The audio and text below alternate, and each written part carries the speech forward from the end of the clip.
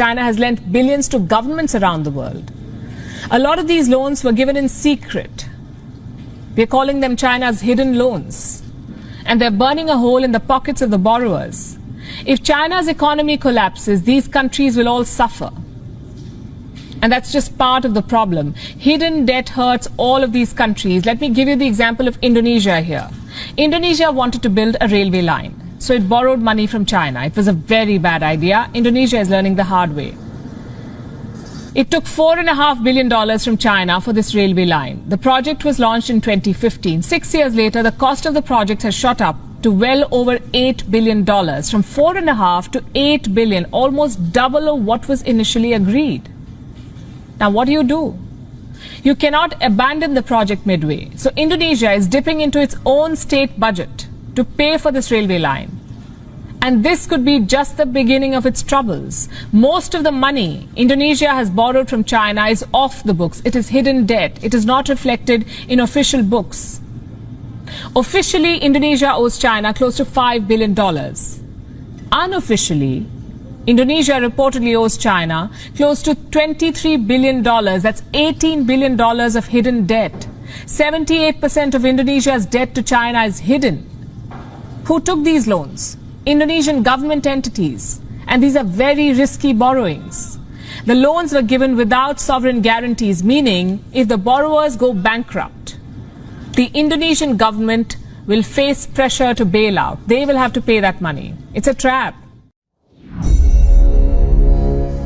Ketika berita dari India ini menyebar, maka sebenarnya ada banyak pelajaran bernegara yang bisa kita ambil hikmahnya dari informasi tersebut. Salah satunya, mengapa masih membangun dengan hutang dan minusnya APBN atau state budget di cover pakai hutangan. Oke, kita jelaskan kalau pejabat keuangan mengatakan dalam pertahanan argumennya tentunya bahwa hutang Amerika kan lebih besar dari hutang Indonesia atau hutang Jepang itu lebih besar dari hutang Indonesia. Sesungguhnya kalimat itu tidak salah. Sungguh tidak salah. Itu adalah fakta. Yang jadi masalah adalah banyak masyarakat yang tidak paham dunia keuangan. Maka kalau dilihat secara angka, maka hutang Amerika memang ribuan kali dari hutang Indonesia. Ya bener. Tapi sekali lagi nih ya, tapi hutang Amerika itu pakai dolar, pakai mata uangnya sendiri. Hutang pemerintah Jepang juga besar. Tetapi hutang Jepang terbesar, negara Jepang hutangnya adalah ke lembaga keuangan mereka sendiri. Obligasi pemerintah Jepang atau government bond, lembaga asuransi Jepang dan lain sebagainya. Alias hutang mereka terbesar adalah dalam bentuk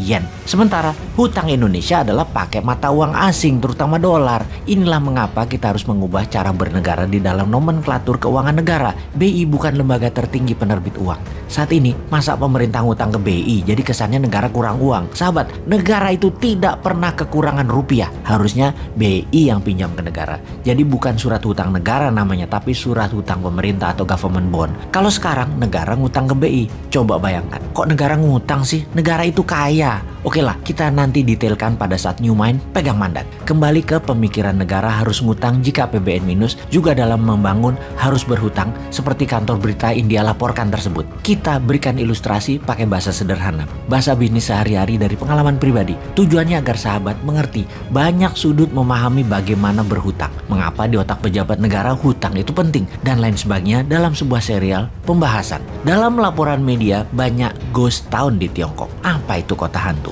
Kota atau gedung ratusan yang dibangun namun tidak ada isinya. Tiongkok memang membangun apapun melebihi apa yang dibutuhkan atau dalam bahasa umumnya over investment. Namun hal ini memang disengaja. Kita jelaskan sederhananya. Mereka membangun rumah, pabrik besar-besaran. Dana ada yang pakai printing money, ada yang pakai pinjaman asing. Kita bicarakan yang pakai dana asing yang setiap bulan harus nyicil. Itu kita detailkan sekarang. Ketika sudah setengahnya menyicil, maka Tiongkok harus mencari negara lain untuk dibuang asetnya ke negara lain tadi, sehingga hutang mereka bukan menjaminkan aset Tiongkok tetapi menjaminkan aset dari negara lain. Oke, masih belum paham? Kita teruskan. Katakan Tiongkok pinjam dolar Amerika dengan jaminan proyek mereka di Tiongkok. Mereka perlu dolar karena dolar mata uang multi currency yang berlaku di 97% negara dunia dan menjadi alat bayar 70% transaksi dunia. Cara mengambil dolar adalah dengan meminjam dolar dan menjaminkan aset negara. Misalnya perumahan yang jumlahan ribuan tower itu. Di sini dolar masuk masuk ke Tiongkok, membuat devisa Tiongkok naik atas dolar. Lalu Tiongkok mulai membangun. Setelah membangun di dalam Tiongkok yang asetnya kekunci tadi harus membangun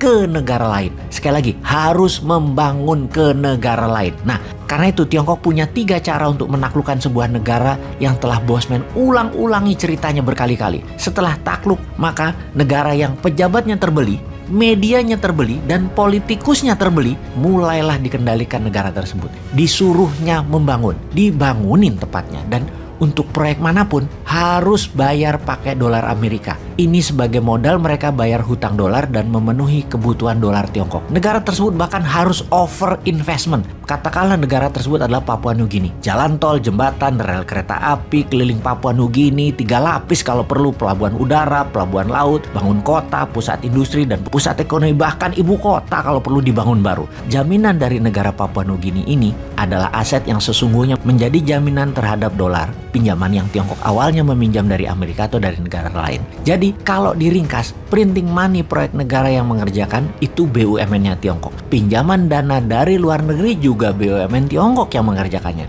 Di mana BUMN Tiongkok tadi juga harus membangun di negara jajahan ekonomi Tiongkok tadi. Di mana dolar masuk dari 2 arah sekarang, dari pinjaman Amerika dan dari cicilan negara jajahan Tiongkok. Aset pinjaman Tiongkok bukan lagi aset milik Tiongkok, tetapi aset dari negara jajahan. Itu namanya ekspor debt. Itulah jagonya Tiongkok yang ngerjain negara yang tidak berdaulat, yang pejabatnya bermental cuan, yang terbeli. Tapi pasti bukan Indonesia untuk hal itu. Indonesia mah pejabatnya pintar semua.